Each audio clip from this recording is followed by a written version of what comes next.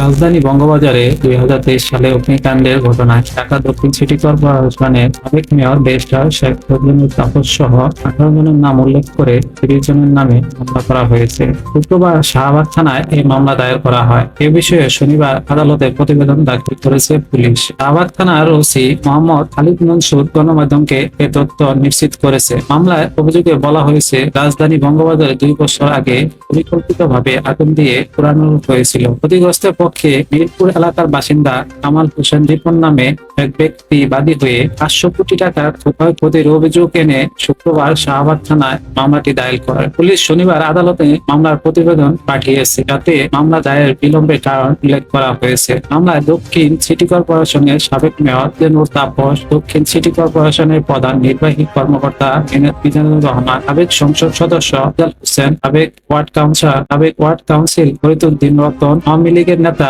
আতিকুর রহমান, জহিরুল ইসলাম, মোহন ডালি, মনোয়ার হোসেন মঞ্জু, ওসমান খান, বেলায়েত হোসেন, রুবেল, ময়ন কবির, শাহাবুদ্দিন, আব্দুল হান্নান সহ ১৮ জনের নাম উল্লেখ রয়েছে। ২০২৩ সালে ৪ এপ্রিল ভোররাতে উল্লেখযোগ্য ব্যক্তিরা পরস্পরের যোগ সাজে পরিকল্পিতভাবে সংযোগ করা হয় বলে উল্লেখ করা হয়েছে।